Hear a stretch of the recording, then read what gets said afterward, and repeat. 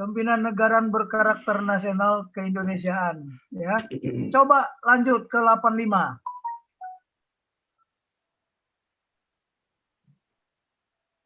Oke ya.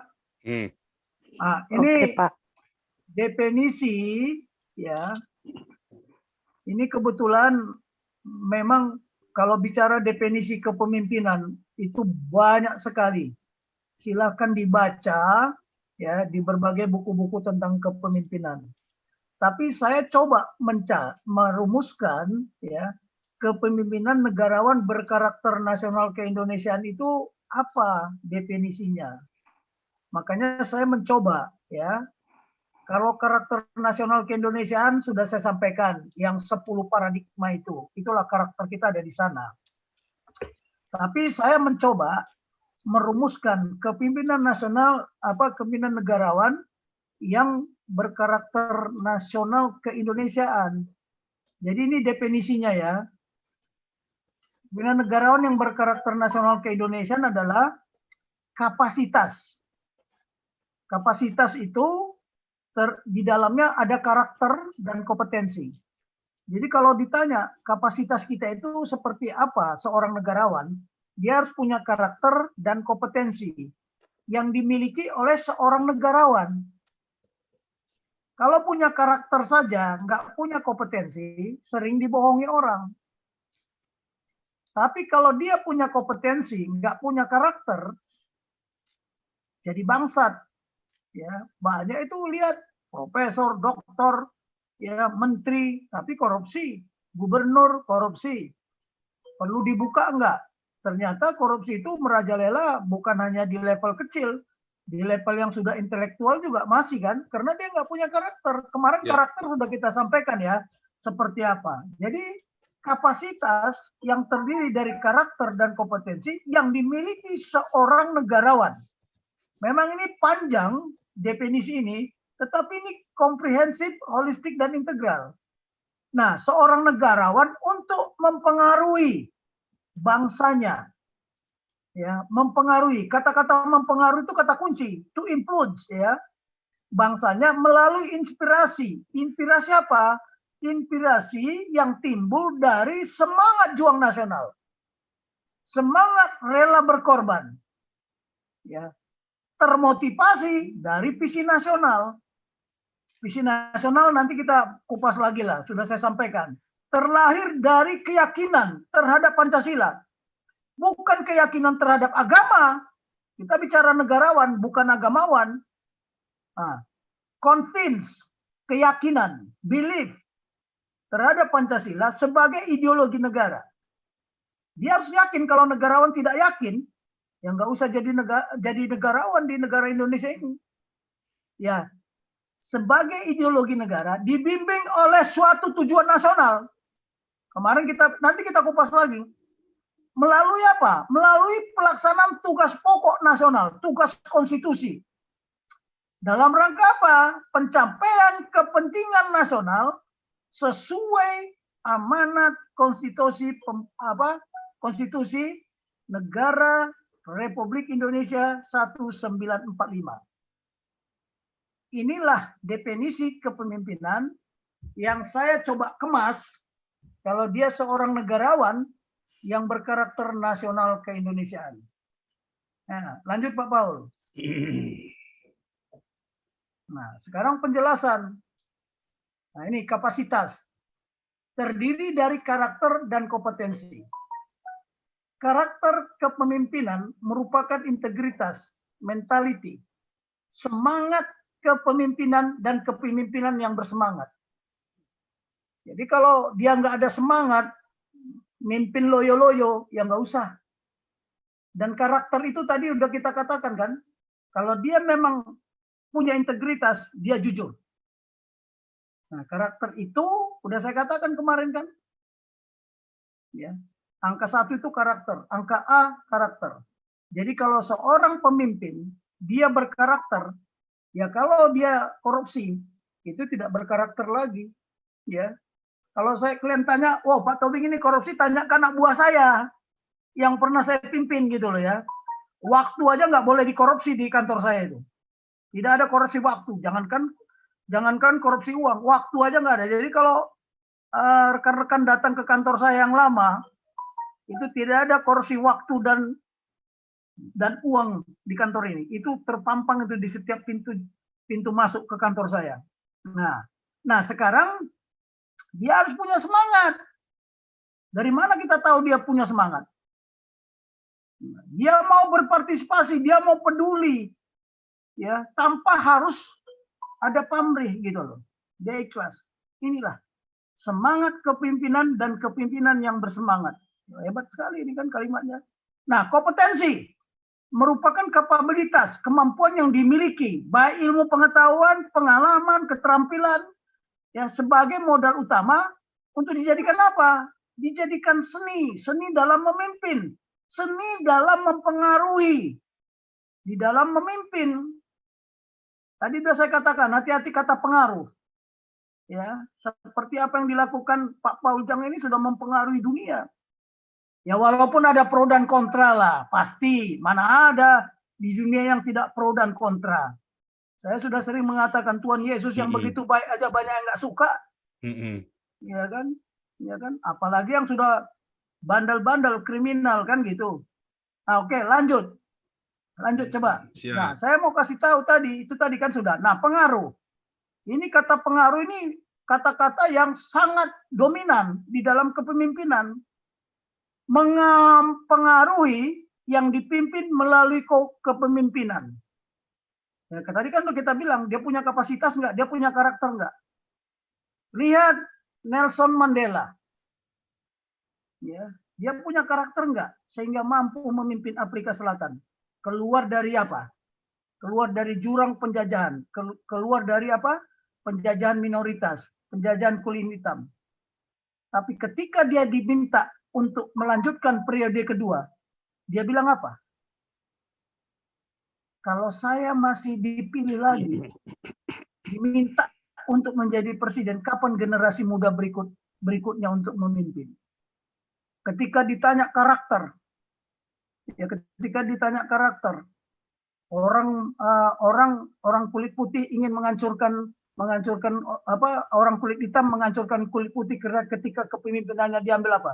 Dia cuma ngomong apa? Siapa di antara kalian yang paling menderita? Siapa yang paling sakit? 27 tahun di penjara. Makanya diam semua, tidak terjadi konflik antara kulit hitam dan kulit putih di Afrika Selatan. Nah, itu karakter-karakter seperti itu kan jarang diketemukan. Bukan nggak banyak pemimpin yang berkarakter. Jenderal-jenderal berkarakter banyak, jenderal-jenderal yang tidak berkarakter banyak. Ya, banyak, ya.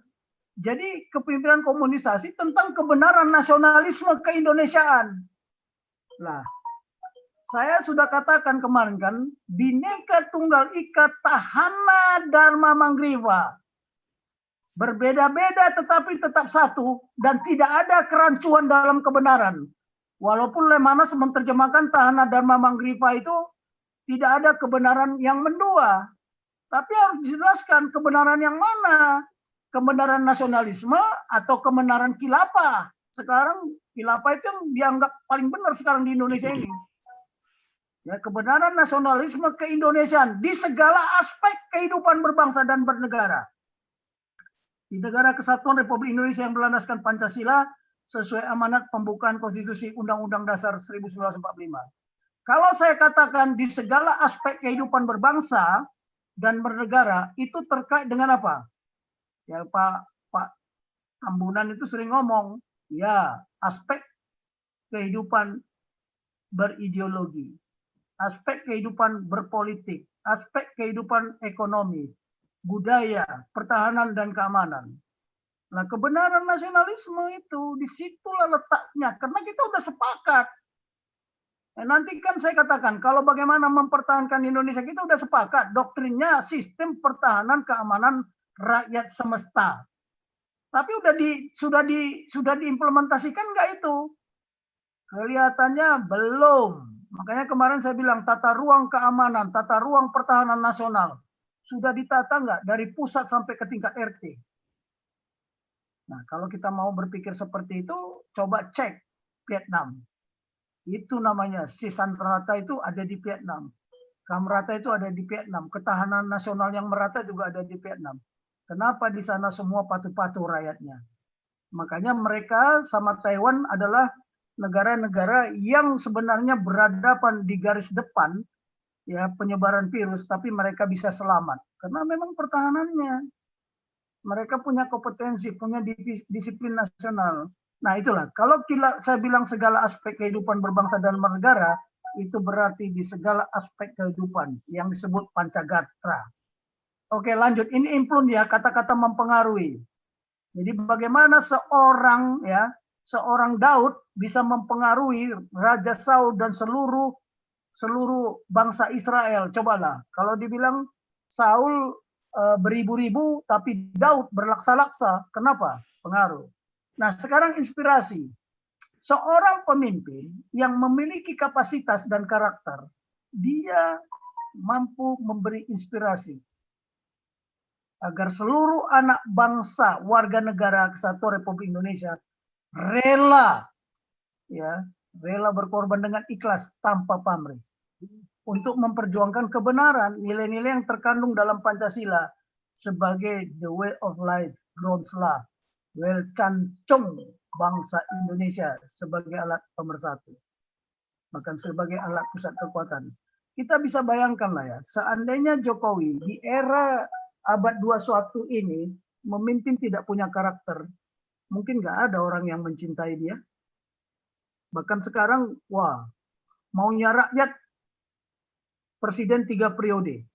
Ini sudah menggaung kemana-mana. Tapi persoalannya, dia mau melanjutkan apa tidak.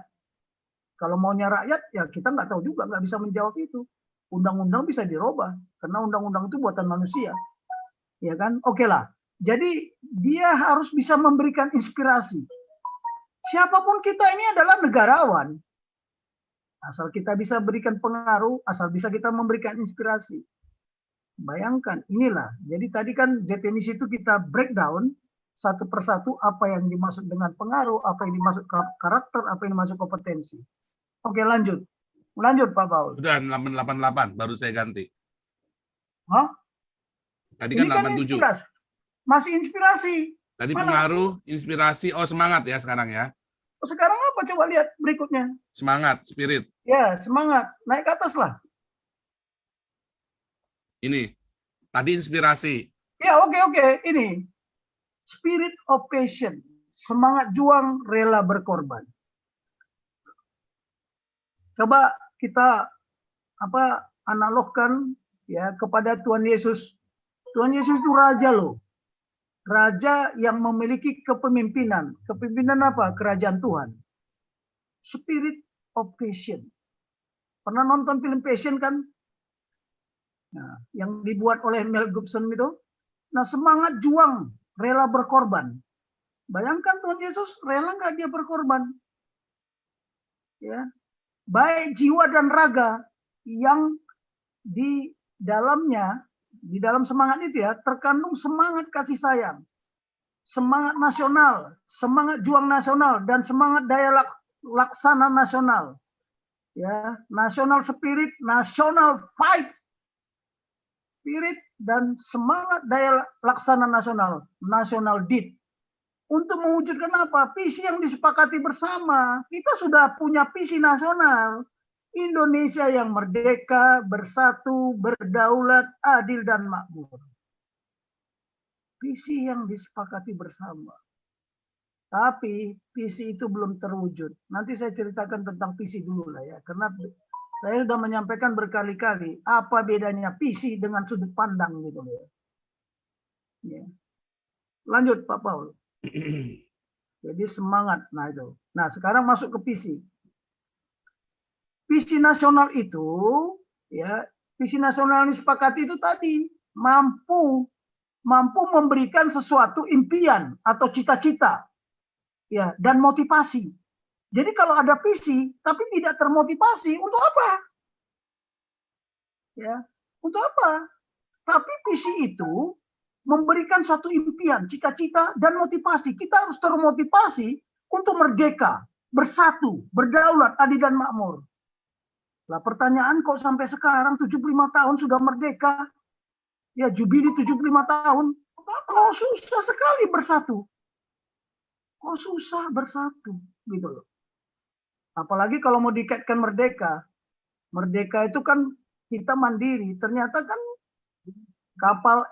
kapal Nanggala aja kemarin nggak mampu gitu.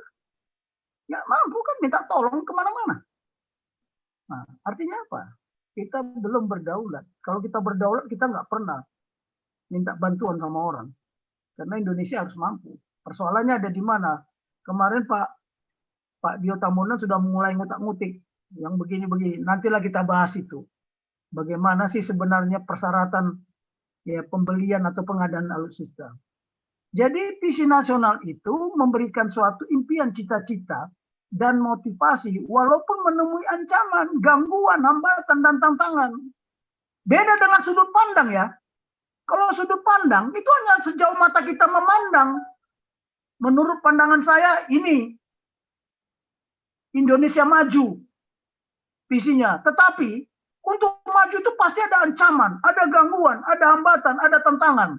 Hambatan itu bisa kendala, ya gangguan itu bisa kendala. Hambatan itu karena kita tidak bisa berbuat apa-apa karena keterbatasan yang kita miliki. Serta faktor lainnya sebagai tembok penghalang yang membatasi apa? Mewujudkan Indonesia yang merdeka, bersatu, berdaulat, adil dan makmur. Sekarang kalau saya tanya, apa ancaman terhadap negara kesatuan Republik Indonesia? Apa gangguan yang kita hadapi? Apa hambatan yang kita hadapi? Dan tantangan apa? Ya kita sangat sederhana. Setelah reformasi ini, kita konflik sesama anak bangsa.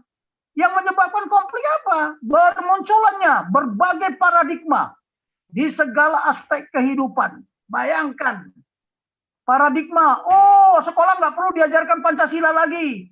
Oh di sekolah nggak perlu lagi apa? Nggak perlu lagi diajarkan bahasa Indonesia. Sekolah harus pakai jilbab. Ini apa? Ini menghambat nggak ini? Ini tantangan nggak? Ini ancaman nggak? Bahkan sekarang negara kesatuan Republik Indonesia harus negara syariah. Ini bagaimana kita mau merdeka? Bagaimana kita mau bersatu? Nah, visi nasional tadi makanya seorang pemimpin harus termotivasi, seorang negarawan.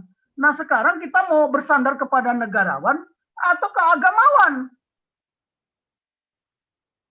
Nah negara ini bukan negara agama, tapi negara beragama. Kalau Bung Karno dulu bilang, hendaklah bangsa Indonesia ini bertuhan, bukan beragama.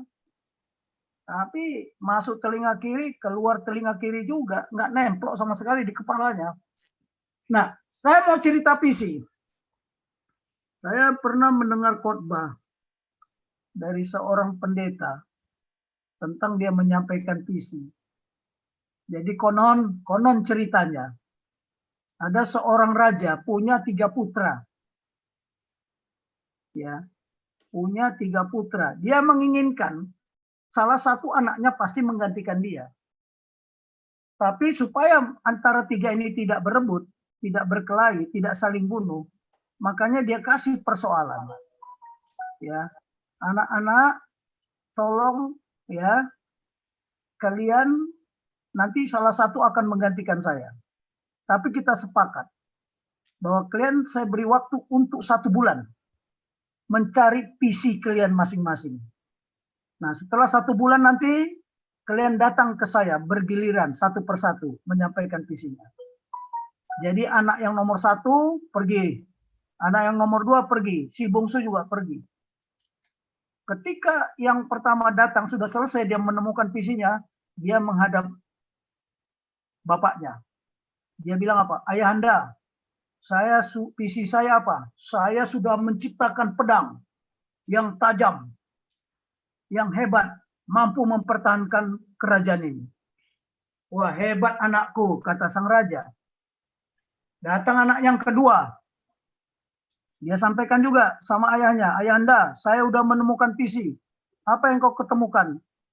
Visi saya menemukan apa? Saya menemukan tambang berlian, tambang emas, sanggup menghidupi apa? mempertahankan kerajaan ini, membuat makmur kerajaan ini. Oh ya? Nah, datang anak bungsu. Dia bilang apa? Kau si bungsu, apa visi yang kau temukan? Saya tidak membawa apa-apa ayahanda. Tapi saya melihat bahwa tanah kita ini subur, penuh dengan dengan air yang bisa memberikan kehidupan. Saya akan bekerja keras bagaimana saya menjadikan kekayaan yang ada ini untuk mempertahankan kerajaan ini. Rakyat saya tidak menderita, rakyat saya supaya tidak miskin. Siapa kira-kira yang dipilih jadi raja? Orang yang ketiga, si bungsu malah yang jadi raja. Kenapa? Karena dia punya semangat kerja keras. Dengan pedang belum tentu. Ya, buktinya banyak kerajaan yang dengan pedang hancur juga. Nah, yang begini-begini ini nggak dipahami sama kita. Beda dengan sudut pandang ya. Sudut pandang hanya sampai sejauh mata memandang. Nah, ini visi. Ada lagi khotbah kedua yang saya terima. Ada 3 pohon kayu. Ya, 3 pohon kayu itu di dalam masing-masing kayu itu mempunyai visi yang berbeda-beda juga. Yang satu, wah, gimana kalau nanti kayu saya ini dipotong kemudian dibuat menjadi kapal, di mana yang menggunakan kapal itu adalah sang raja.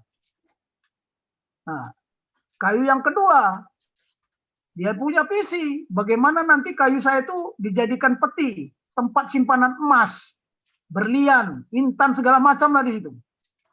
Nah, yang ketiga lain, dia bilang apa? Kayu ini bisa menjadi salib. Nah, ya, walaupun dia tidak menjadi untuk orang kaya, untuk menjadi tempat tahtanya seorang raja, tapi dia memikul salib. Dia mau dijadikan salib. Nah, itulah kasih kepada Bapa yang di surga, kasih sesama manusia. Nah, kita melihat visi itulah. Nah, kalau sekarang kita mau merdeka, masih ada minoritas mayoritas, masih ada kafir non kafir, masih ada muslim dan non muslim. Mau dibawa kemana negara ini? Hah? Saya takut ya kalau sudah pecah, sudah berkali-kali saya sampaikan, tidak mungkin bersatu.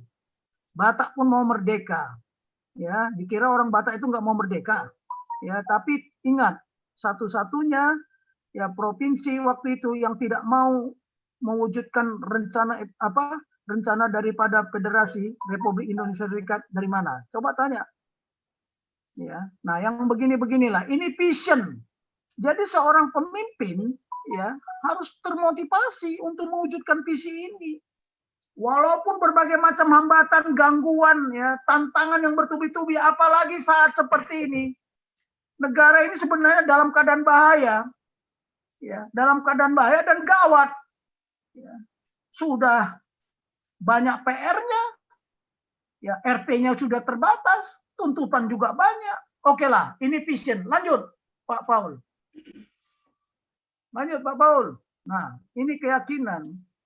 Jadi, seorang negarawan harus memiliki keyakinan, core belief, bahwa Pancasila sesuai amanat Konstitusi Pembukaan memang mampu mewujudkan visi yang disepakati seluruh anak bangsa.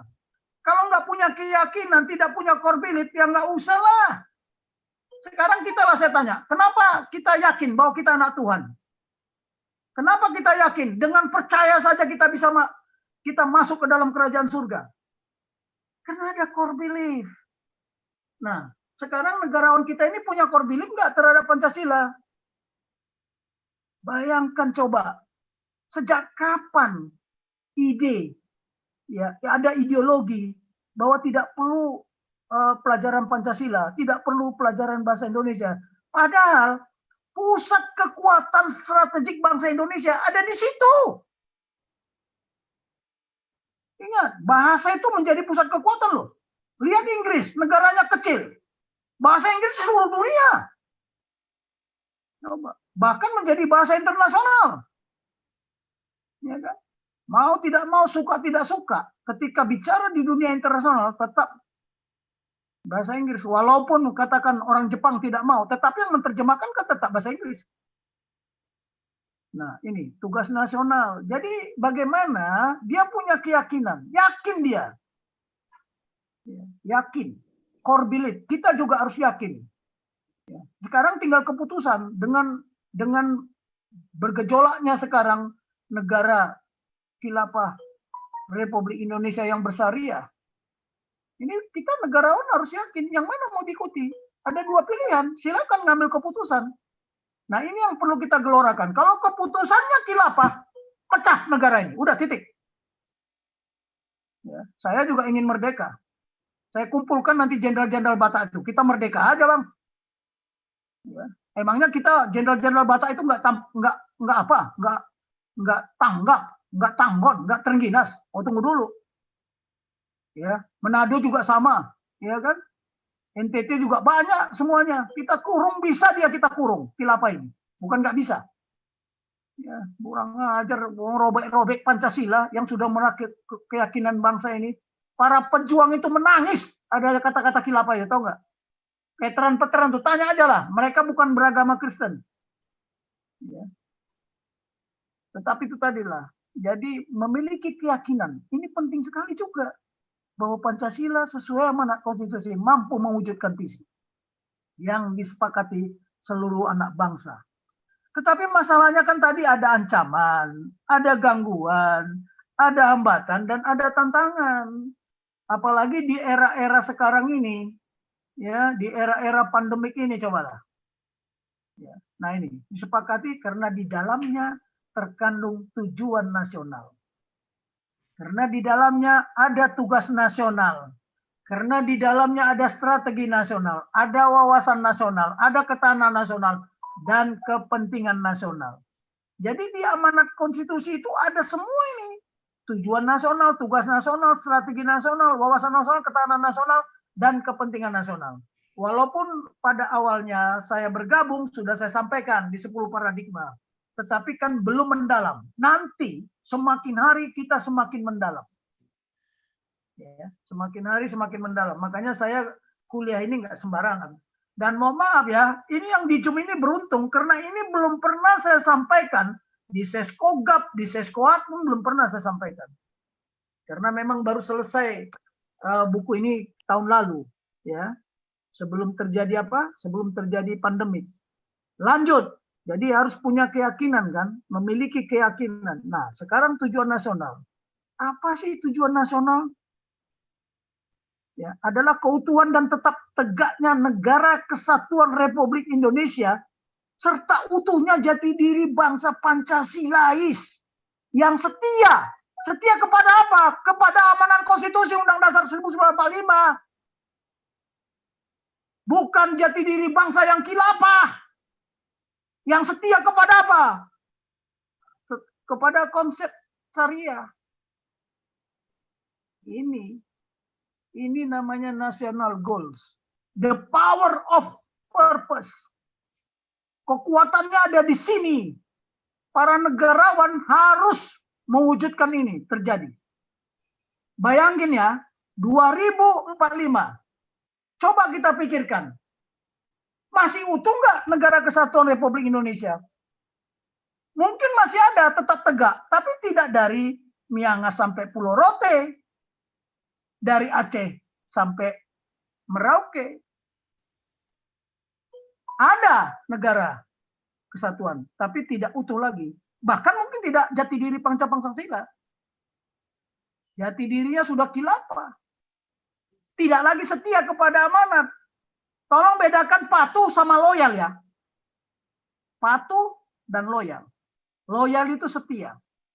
Saya dalam memimpin pasukan, saya juga bisa melihat anak buah saya ini patuh.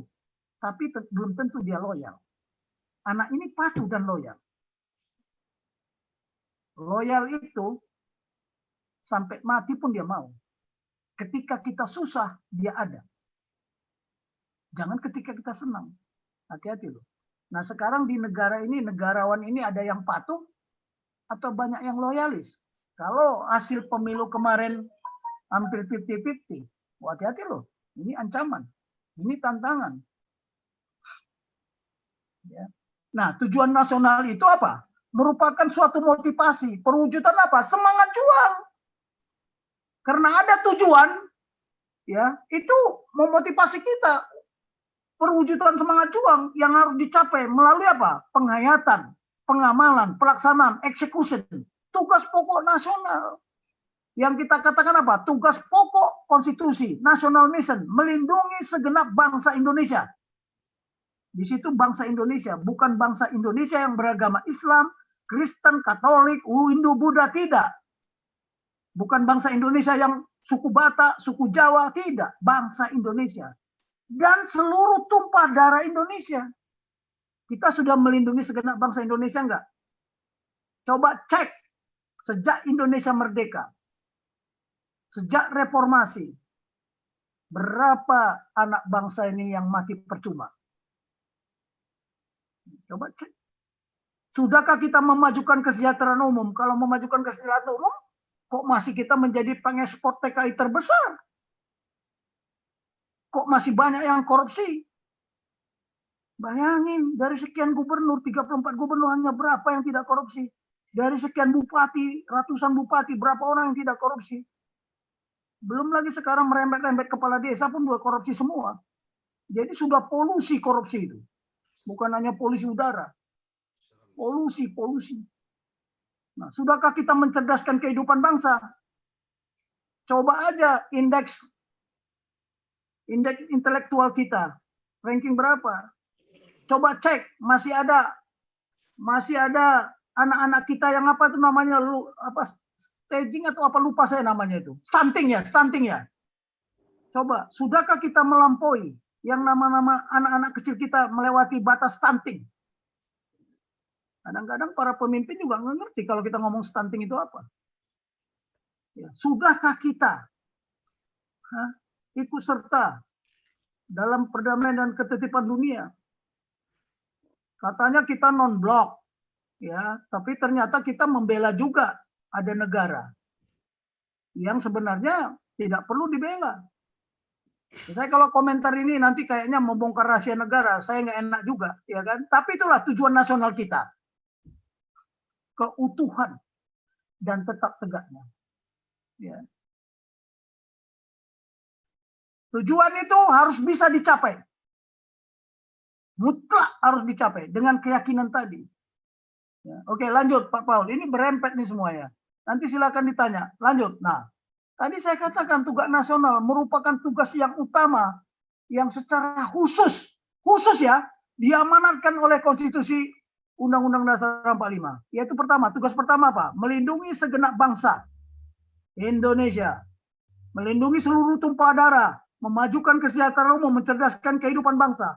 Ikut sertanya bangsa Indonesia melaksanakan ketertiban dunia yang berdasarkan kemerdekaan, perdamaian abadi, dan keadilan sosial.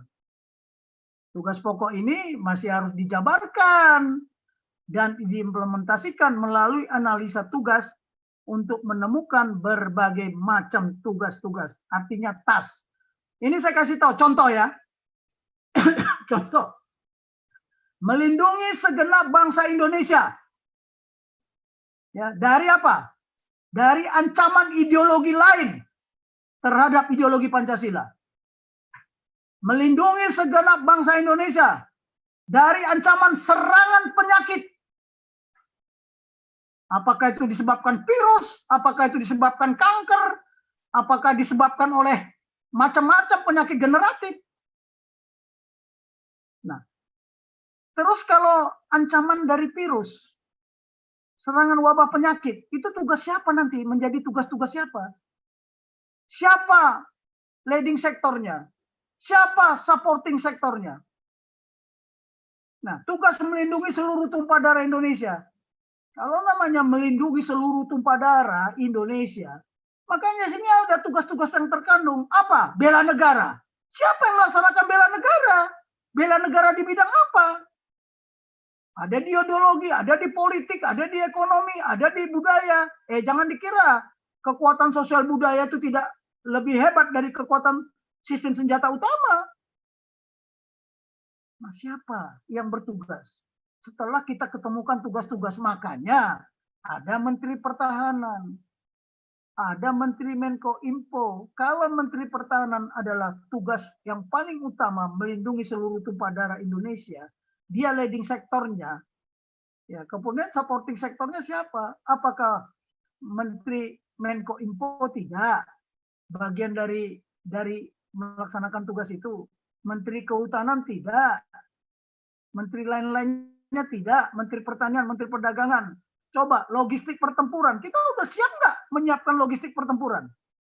Nanti masalah Laut Cina Selatan ya, hari Kamis kan yang diminta Pak Paul, nanti kita bongkar semua. Saya sudah menyampaikan konsep itu dalam bentuk buku. Tapi nggak tahu peduli apa tidak. Tapi saya lihat langkah-langkah sudah diambil sesuai dengan saran masukan saya. Nah, tugas memajukan kesejahteraan umum. Nah, kalau sekarang begini ya, nilai kesejahteraan yang paling tinggi adalah apa? Rasa aman. Bukan dia kaya tapi tidak aman. Ya. Kemudian kalau dia minoritas tapi tidak aman, gimana mau sejahtera? Mencerdaskan kehidupan bangsa. Coba tingkat intelektual kita, tingkat kecerdasan kita, coba dicek. Buka internet nanti. Sampai di mana rankingnya? Pendidikan yang terbaik, dulu itu kalau tidak salah, negara yang terbaik pendidikannya adalah Finlandia. Kemudian beberapa belakangan yang disalib oleh Korea. Sekarang tanya kepada mereka, bagaimana mereka mencerdaskan kehidupan bangsa. Ya kan? Tugas ikut sertanya bangsa Indonesia. Saya tidak sombong ya, kalau saya katakan sombong, terbentuknya Peacekeeping Center Indonesia yang di Sentul itu karya inisiatornya adalah saya. Nanti saya buktikan. Kenapa? Karena rebutan antara 3 institusi. Menlu merasa dia yang punya. Ya, Menhan merasa dia yang punya, Panglima TNI merasa yang punya. Sehingga kita ketinggalan dari Malaysia yang ada di Port Dickson-nya sana. Dia sudah berdiri berapa tahun baru kita menyusul. Saya bilang sama Panglima, kita malu ini Pak. Masa kita negara besar, Peacekeeping Center-nya nggak punya. Tapi kita yang berbuat, kerbau punya susu, sapi yang punya nama. Siapa yang dapat penghargaan? Retno.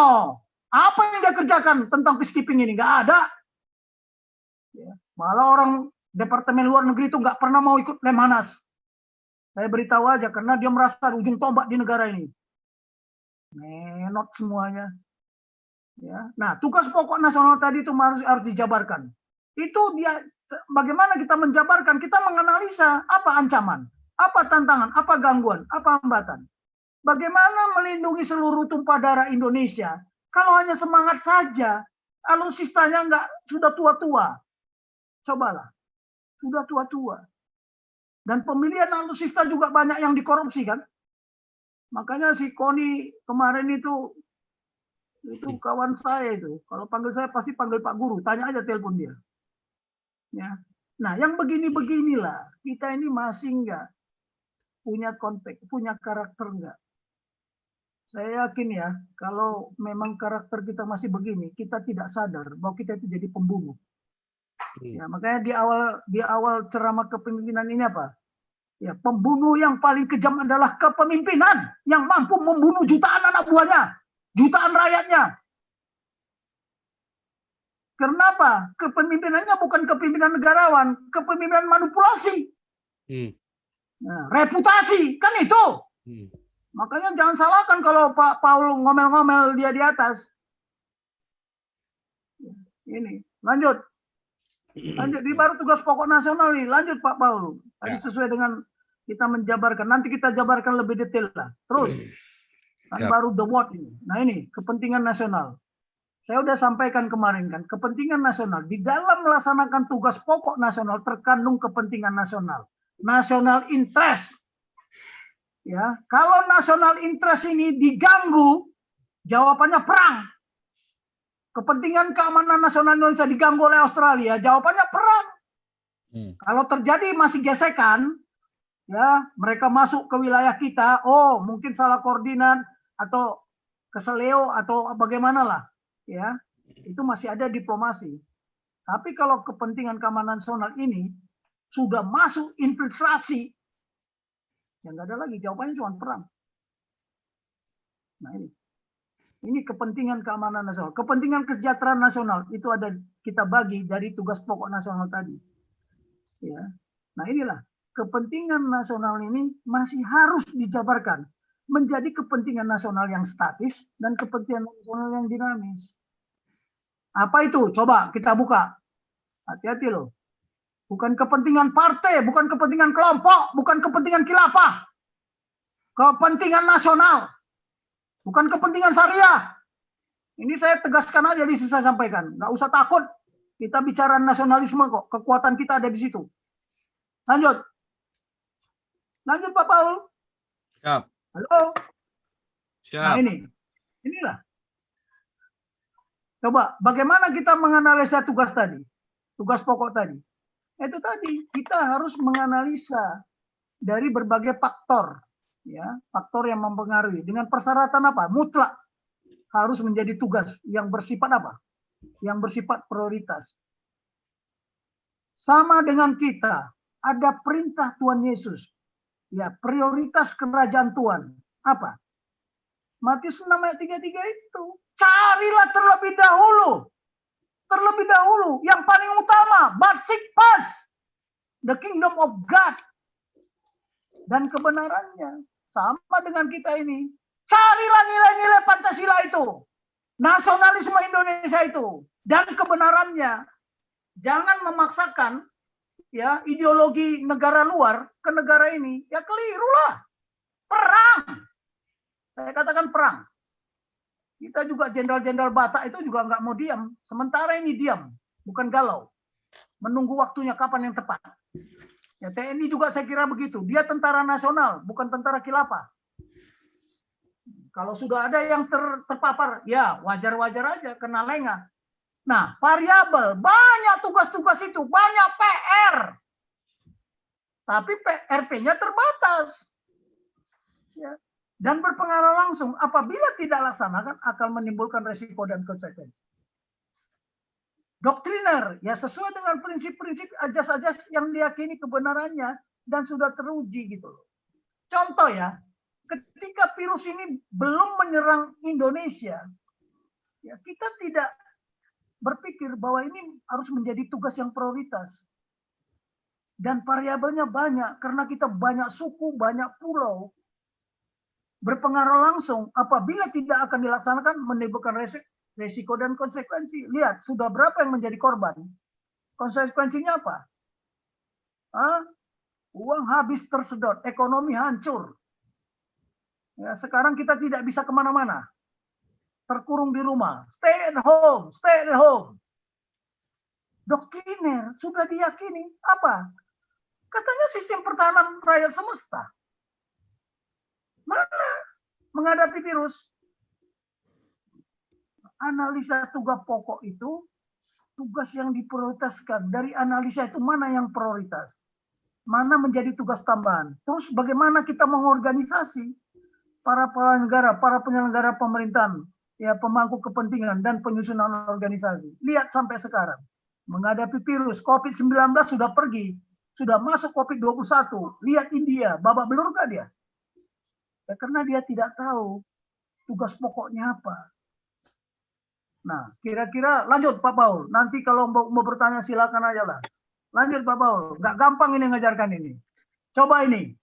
Tugas-tugas yang ditentukan melalui proses analisa, ya berdasarkan apa? Analisa ancaman, threat terhadap indikasi dari sikap bermusuhan, adversary, musuh, enemy, dan lawan. Sekarang siapa lawan kita? Kalau ideologi Pancasila, pasti lawannya yang anti Pancasila dong. Siapa yang anti Pancasila? Ya khilafah itu.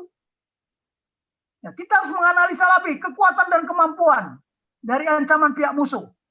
Kekuatannya di mana sekarang? Kemampuannya bagaimana? Kenapa kok mereka bisa sampai ke desa-desa, membentuk sel-sel, cara-cara PKI, cara-cara gerilya? Ya kan? Kekuatan dan kemampuan yang dimiliki bangsa dan negara. Apa critical capability?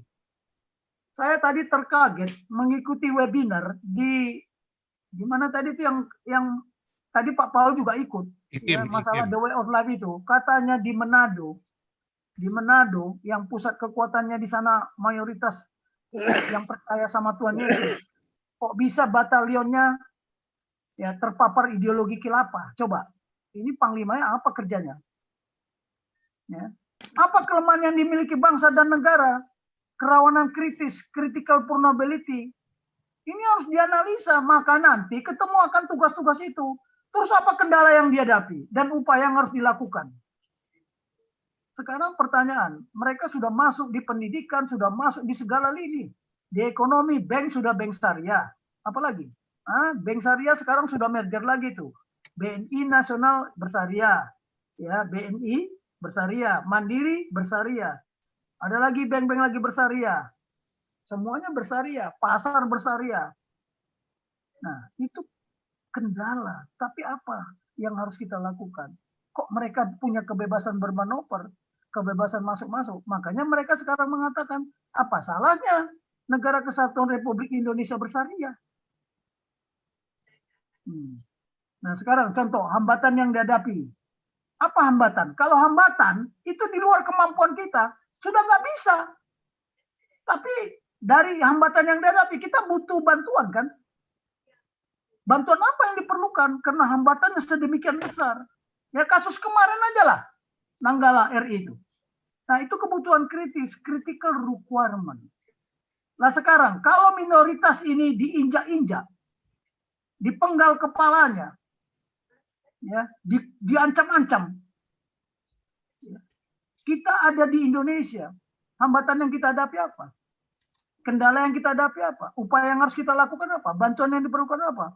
Oh jangan coba-coba, saya akan telepon ya Komando Armada ke-7 Indo Pacific Command, tolong Indonesia dalam keadaan bahaya. Datang semua nanti itu. Ya, nanti saya sampaikan juga kapan tentang multinasional. Geografi wilayah, kedaulatan kita, area of interest, area of reason, baik secara fisik maupun secara non fisik. Saya udah katakan kemarin, geopolitik itu geonya bukan hanya fisik saja, tapi sudah non fisik. Bagaimana 50% penduduk Indonesia sudah terpapar apa? Terpapar khilafah, terpapar radikalisme. Nah, kondisi demokrasi banyak sekali. Kita mau menganalisa tugas tadi harus berdasarkan ini dulu kita analisa. Nah, terus apa? Cara bertindak supaya kita menuju sukses. Ada lagi analisa resiko dan konsekuensi. Faktor-faktor lain yang mendukung dan menggagalkan. Kira-kira apa faktor lain yang bisa mendukung dan menggagalkan? Baru perumusan tugas-tugas yang diprioritaskan dan tugas tambahan. Begitu banyak tugas yang harus kita cari. Kalau negara ini mau merdeka, ya, bersatu, berdaulat, adil dan makmur. Udara kita dikontrol. Pesawat terbang aja di Halim itu sudah terkontrol oleh siapa? Oleh Australia dan oleh Singapura. Cek aja kalau nggak percaya. Begitu terbang aja udah terkontrol kita. Radarnya udah nangkap. Mau kemana pesawat ini? Kapal kita juga, makanya mereka bikin apa? Air Defense Identification Zone. AMIZ, Maritim. Air Maritime Identification Zone. Kita nggak bisa masuk ke wilayah itu. Begitu kita masuk ke area interestnya, kita sudah ditodong. Emangnya nggak tahu berapa banyak kapal-kapal Indonesia yang pergi ke Australia dibenam di tengah laut? Nah, inilah bagaimana kita menemukan tugas-tugas nasional. Tolong bedakan mission dan task. Ya, ini. Lanjut Pak Paul. Kita kira sebentar lagi udah mau habis ini. Biar nanti kita bisa diskusi. Ya. Nah, tanggung jawab nasional. Keberhasilan kesuksesan pelaksanaan tugas pokok dan tugas-tugas nasional merupakan tanggung jawab siapa? Ini jawabnya Pak Nugroho. Kita juga bertanggung jawab di sini. Cukup dengan teriak. Ada yang teriak enggak ini? Papua teriak, NTT teriak, Sulawesi Utara teriak, Dayak teriak, Batak teriak. Ya. Kami tidak setuju dengan khilafah. Ada nggak? Tadi Pak Paul bilang takut semuanya. Tapi nanti kalau sudah babak belur baru menangis-nangis. Warga negara Kesatuan Republik Indonesia mengaku kepentingan siapa? Kita punya kepentingan sebagai warga negara. Ya. Nah, makanya teriakan ini, seminarkan terus. Saya diminta di sana sini, ini udah 4 yang saya harus layani Pak Paul.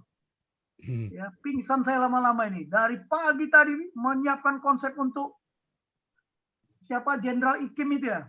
Bayangkan jam 4 kurang 5 menit tadi baru selesai. Dari pagi, dari malam saya merenung untuk apa yang saya sampaikan tentang kewarasan. Ya, the way of life, ideologi Pancasila versus kewarasan, the way of life, ideologi khilafah. Waras mereka. Saya buka definisi waras. Waras itu jasmani rohaninya sehat. Tapi mereka itu sehat nggak? Yang nggak waras itu udah gila. Kan kalau lawan waras kan gila. Atau mabuk. Kan waras dia mabuk. Mabuk agama. Kan gitu. Sibuk dengan agama terus. Agama paling benar. Yang menurut dia paling benar. Tapi benar nggak kebenarannya? Udahlah Pak Paul udah berteriak-teriak itu kan sampai berapa hari teriak terus saya lihat dia. Tapi saya nggak bisa mengikuti Pak Paul. Capek saya Pak Paul. Ini sengaja. Saya kalau 1 hari begini, recovery-nya 3 hari. Karena umur saya sudah 67. Kalau Pak Paul hari ini dia apa? Orang umurnya 40. Masih segar-segarnya. Kalau 40 saya masih lari dulu 12 km. Ya. Oke lanjut.